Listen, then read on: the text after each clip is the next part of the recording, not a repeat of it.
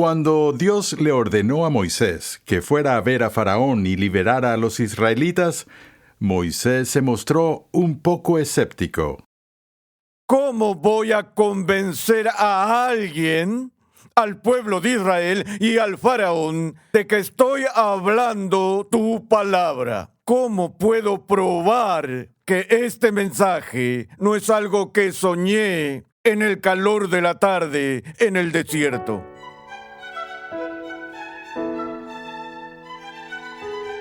Bienvenido a la 10ª y última lección en la serie de enseñanza Moisés y la zarza ardiente. En esta serie el Dr. Sproul examina el relato bíblico del encuentro de Moisés con Dios, explicando el significado de la aparición de Dios en la zarza ardiente y mostrando cómo este evento presagia la venida de Cristo. Recuerda que en nuestra página web renovandotumente.org puedes solicitar una guía de estudio gratuita para tu edificación personal o para usarla en grupos pequeños.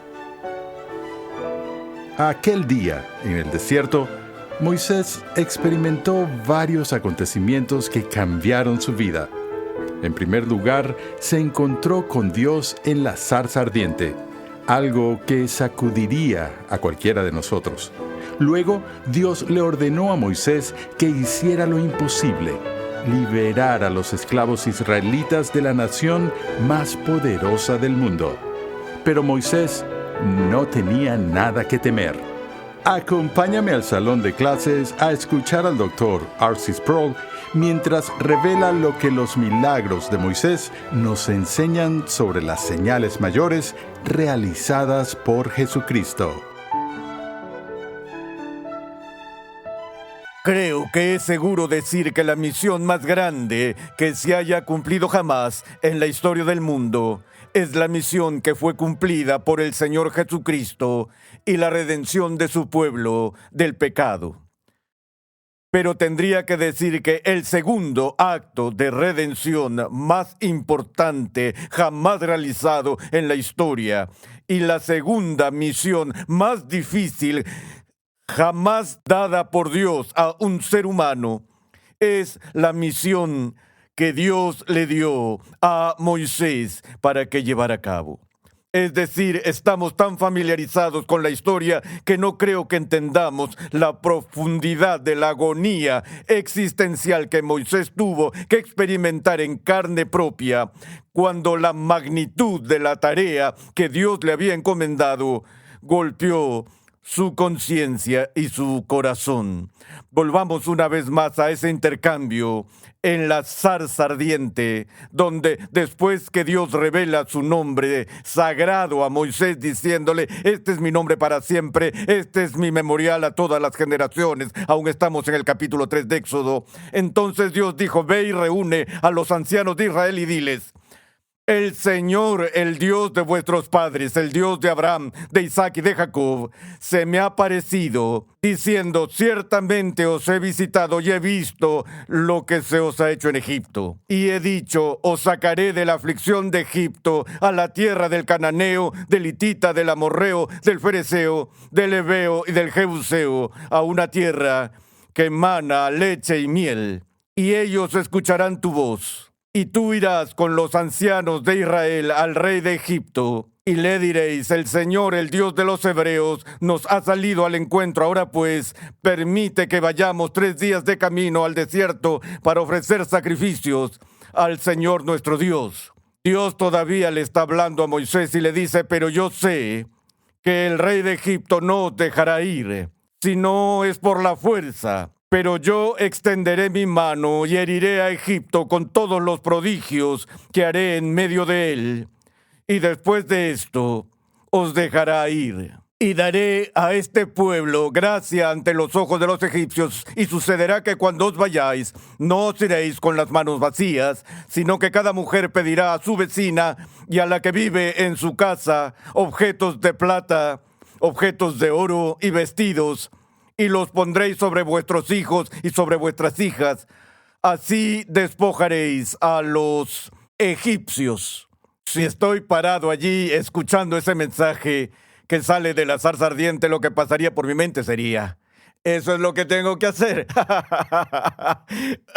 Me estás diciendo que vaya a decirle a estas personas que te apareciste ante mí en esa zarza ardiente y que se supone que deben seguirme en la huelga ilegal más grande de la historia del mundo en contra del rey más poderoso sobre la faz de la tierra, y que ellos van a seguirme. Eso es lo que estoy pensando. Y no creo que esté tan lejos de lo que Moisés estaba pensando, incluso después de que Dios se lo garantizó.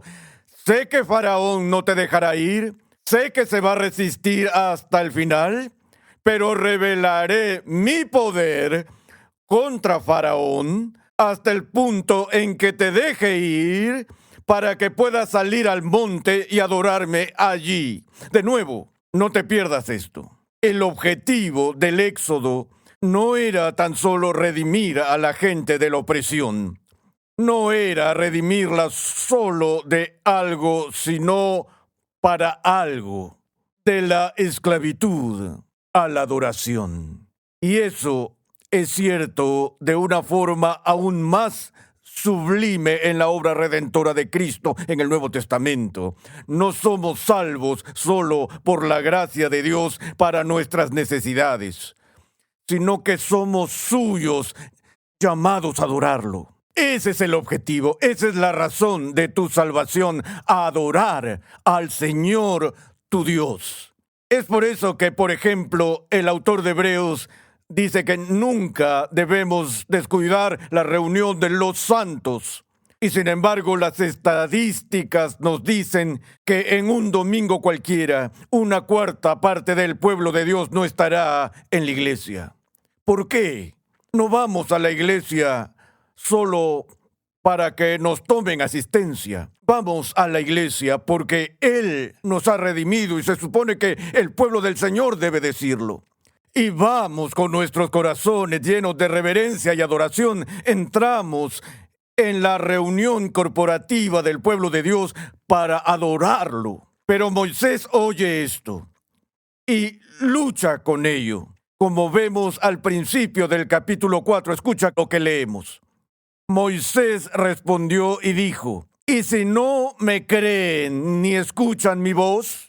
Porque quizá digan: ¿no se te ha parecido el Señor? Ahora, ¿qué interrogatorio es este? Moisés le está pidiendo a Dios que considere algunas posibilidades en las que tal vez no había pensado hasta ese momento. Supongamos, Dios, que estas personas no me escuchan y me dicen: sí, claro, Moisés, que has estado fumando allá en el desierto madianita.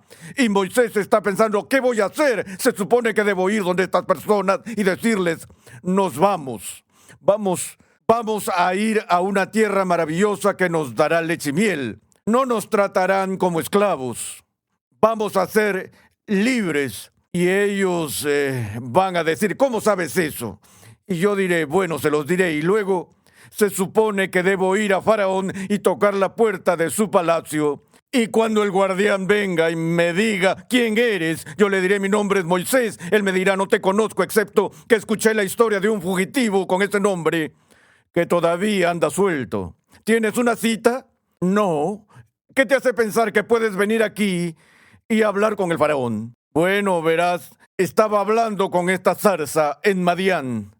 Así que Moisés está tratando de lidiar con todo esto y le dice a Dios: piensa en esto. Supongamos que la gente no me crea o que no escuche mi voz. Supongamos que dicen: el Señor no se te ha parecido. Ahora, esta es la pregunta que Moisés hace: ¿cómo voy a convencer a alguien, al pueblo de Israel y al faraón, de que estoy hablando tu palabra? ¿Cómo puedo probar que este mensaje no es algo que soñé en el calor de la tarde en el desierto, sino que estoy diciendo la verdad tal cual me la diste? ¿Cómo responderías a eso? ¿Acaso Moisés debe decirle al pueblo: bueno, esa es la experiencia que tuve, ustedes, compañeros, tienen que creerlo por fe? O Faraón, puede que no creas esto, pero solo respira hondo y salta al vacío, al abismo, da un salto de fe y tal vez llegues a la conclusión de que de hecho el Señor Dios Omnipotente es el autor de este mensaje. Eso no es lo que Dios le dijo a Moisés que hiciera. Creo que es muy importante para nosotros entender cómo Dios respondió a esta pregunta que Moisés tenía. Escuchen el versículo 2. Y el Señor le dijo: ¿qué es eso que tienes en la mano? Y él respondió: una vara. Entonces él dijo: échala en tierra. Y él echó en tierra y se convirtió en una serpiente. Y Moisés vio la transformación de la vara en una serpiente y huyó tan rápido como pudo de la serpiente. Pero el Señor dijo a Moisés: extiende tu mano y agárrala por la cola. ¿Qué? Dios, esa es una serpiente venenosa. ¿Quieres que la recoja? Dios dijo: eso es lo que te dije, extiende tu mano, saca la mano, acércate a esa serpiente y agárrala por la cola. Ok. Así que extendió su mano y la recogió. Una vez más se convirtió en una vara en su mano. Dios dijo: con eso creerán que el Señor Dios de sus padres, el Dios de Abraham, el Dios de Isaac y el Dios de Jacob, se te ha aparecido. Te estoy dando esta habilidad de convertir esta vara en una serpiente para que estas personas puedan creer que realmente estás comunicando mi palabra. ¿Saben lo que escucho todo el tiempo entre la gente? Dicen: si pudiera haber un milagro, eso me demostraría que Dios existe. Como saben, los milagros en la Biblia no fueron dados para persuadir a la gente de la existencia de Dios.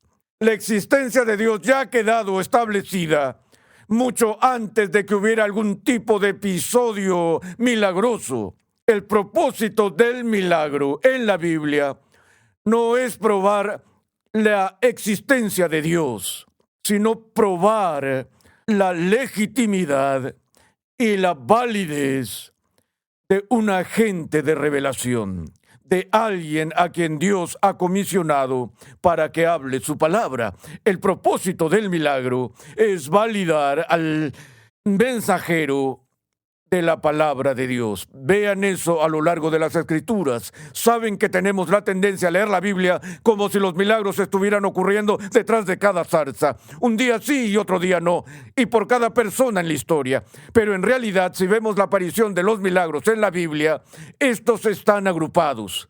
Vemos todos estos milagros que asisten a Moisés en su oficio mediador. Y luego vemos muy poca actividad milagrosa aparecer durante siglos. ¿Hasta cuándo? No hasta Jesús. Elías. Ese es el próximo periodo histórico redentor que tiene un cúmulo de milagros. ¿No es interesante que Dios valida la ley y luego los profetas a través de la entrega de poderes milagrosos?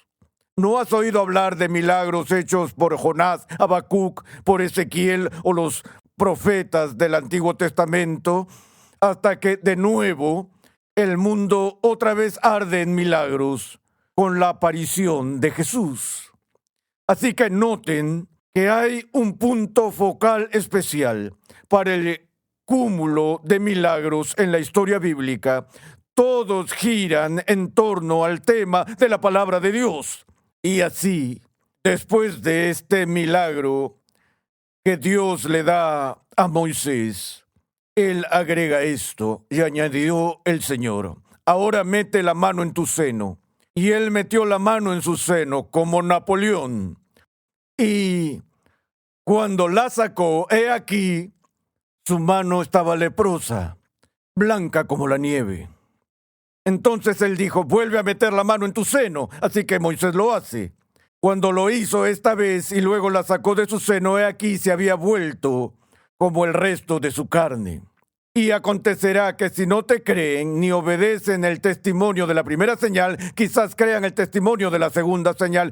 Y sucederá que si todavía no creen estas dos señales ni escuchan tu voz, entonces sacarás agua del Nilo y la derramarás sobre la tierra seca, y el agua que saques del Nilo se convertirá en sangre sobre la tierra seca. Eso es exactamente lo que sucede con una serie de plagas que caen sobre los egipcios, diseñadas para demostrarle a Faraón que Moisés no es un soñador con una idea disparatada, sino que Moisés está hablando las palabras del Señor Dios omnipotente. Llegamos al Nuevo Testamento, donde el resplandor más grande de milagros jamás registrado en la historia ocurre durante el ministerio de Jesús. Y el propósito de los ministerios de Jesús no eran probar la existencia de Dios, por el contrario. ¿Saben quién entendió realmente por qué Jesús hizo los milagros que hizo? La razón principal. Este hombre vino a él por la noche, su nombre era Nicodemo, y le dijo: buen maestro, sabemos que eres un maestro enviado por Dios, o de lo contrario no podrías hacer estas cosas. Ahora, en ese punto, la teología de Nicodemo, al menos en ese punto, porque más tarde se vuelve muy sospechosa, pero en ese punto su teología era absolutamente sana. Mucho más sana que la de los enemigos de Jesús, como los fariseos, quienes no negaron los milagros de Cristo, pero se acercaron peligrosamente a la blasfemia contra el Espíritu Santo cuando atribuyeron el poder de los milagros de Jesús no a Dios, sino a Satanás. Como si Satanás obrara contra Satanás. Una de las discusiones que tengo todo el tiempo con la gente es si Satanás realmente puede hacer milagros. Y yo digo: no, 1000 veces no. Satanás nunca realizó un milagro en su vida, pero no nos advierte la Biblia en contra de las señales que Satanás hará, engañando, si es posible, incluso a los elegidos. Pero ¿cómo se describen esos signos? Señales y maravillas mentirosas. Eso no significa que sean verdaderos milagros realizados al servicio de propósitos satánicos. No son señales verdaderas utilizadas por una mala razón. Son señales falsas, obras falsas, trucos, más asombrosos que los mejores magos que puedas encontrar en este mundo, pero aún así, trucos. Porque esto es algo que nunca podremos olvidar. Satanás no es Dios. Satanás no puede hacer lo que Dios puede hacer. Los milagros reales que Dios usa para validar a sus mensajeros y validar a los agentes de las revelaciones son actos que solo Dios puede hacer. Como sacar algo de la nada. Como resucitar a la gente de entre los muertos. Satanás no puede hacer eso. Satanás no puede crear algo de la nada. Satanás no puede hacer flotar la cabeza de un hacha. Satanás no puede controlar las leyes de la naturaleza. Es solo un mago. Uno bueno, pero uno malvado. Es bueno en su oficio, pero todo su oficio es malo. Y vemos que eso sucede en la confrontación que Moisés tiene con los magos de la corte de Faraón. ¿Qué sucede? Moisés toma esa vara que Dios le dio y la tira al suelo, la convierte en una serpiente. Y los magos de Faraón tan solo bostezan. Ellos dicen: eso es lo mejor que puedes hacer. Así que todos tiraron sus varas al suelo y se volvieron de serpientes. ¿Cómo lo hicieron? El truco más antiguo de la historia, toda una artimaña. Todos tenían sus varas y dentro de cada vara una serpiente. Las serpientes estuvieron ahí todo el tiempo, no convirtieron las varas en serpientes, se rompieron, ni las serpientes que ya estaban allí pudieron salir. Y pensaron que eso era todo lo que Moisés estaba haciendo, que tenía su serpiente escondida dentro de esa vara. No. La de Moisés era real. Ellos traían sus serpientes, Moisés arrojaba la suya y su serpiente se comía todas sus serpientes. Y ese era el final del juego. No eran rivales para Moisés porque no eran rivales para Dios. Y todos los trucos y maquinaciones que los magos de la corte de Faraón tenían no pudieron realmente convertir el Nilo en sangre o provocar las plagas, y ciertamente no tenían el poder de la Pascua. Y así vemos estos milagros en el Nuevo Testamento, que tuvieron un propósito inmediato de sanar a las personas que estaban enfermas, resucitar personas de entre los muertos, ministrar al que sufre. Todos fueron actos de compasión, pero al final de cuentas, esos milagros validan y reivindican que Jesús es la palabra de Dios, que Jesús habla la verdad, que ningún demonio puede siquiera duplicar. Así que vemos en esta zarza ardiente la revelación de la persona de Dios, la revelación del poder de Dios, la revelación de la eternidad de Dios, la revelación de la compasión de Dios, la revelación de la redención de Dios. Y ahora finalmente la revelación de la verdad de Dios.